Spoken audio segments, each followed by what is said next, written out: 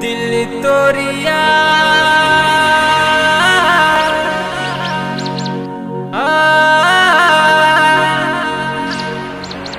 आनगे दिल तोरिया। सरवन mobile shop, घुर्मी बाजार, नेपाल। कत तोहे जाई छ दिल तोरिया, डारे में खुश कर मलिया संगे चलना गे हमर गाम दने, संगे चलना गे हमर गाम दने। कत तोहे जाई छ दिल तोरिया, डारे में खुश कर मलिया संगे चलना गे हमर गाम दने, संगे चलना गे हमर गाम दने। डीजे सुमन नेपाल नेपाल नेपाल। माँ दुर्गा म्यूजिक की प्रस्तुति। आपका का नाम है? DJ Suman Raj, DJ Suman Raj. Mobile number 9825730631।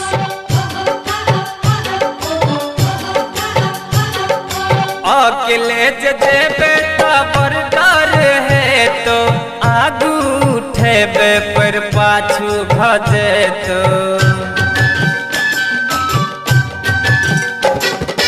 अकेले जे बेटा पर डर है तो आगू उठेबे पर पाछू भजे तो।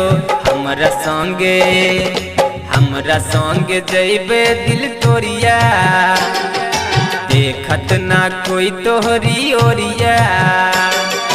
हमरा संग जइबे दिल तोरिया, देखत ना कोई तोहरी ओरिया।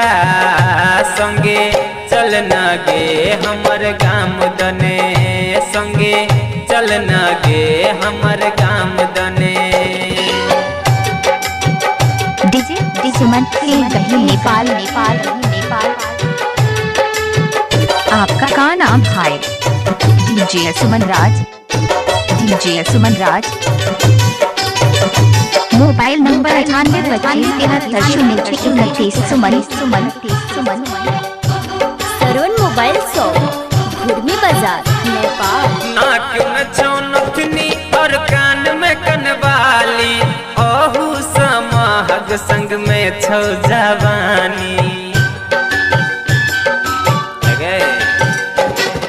नाक में छौनथनी और कान में कनवाली, तोहू समाहग संग में छौ जवानी। दूध भात खिया देबो दिल तोरिया, सिनेमा देखा देबो दिल तोरिया।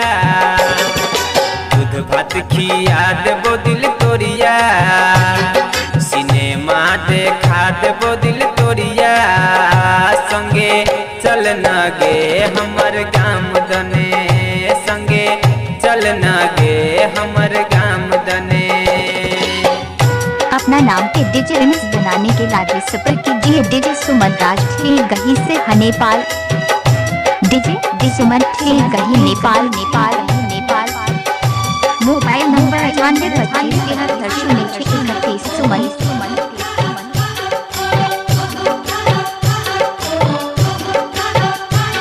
मैं सोथा में लागत सलहे सकता मासा, विशेष रखिए तो तोरा उजरा बतासा।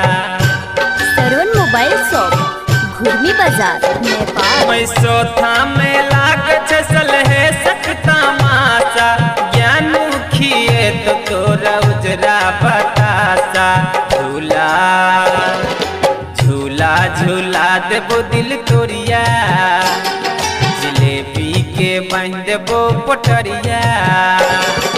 झूला झूला देबो दिल तोरिया, जिलेबी के बांध देबो पटरिया। संगे चलना गे हमर गाम दने, संगे चलना गे हमर गाम दने। कत तोहे जाई छ दिल तोरिया, डारे में खुश कर मलिया संगे चलना गे हमर गाम दने संगे चलना गे हमर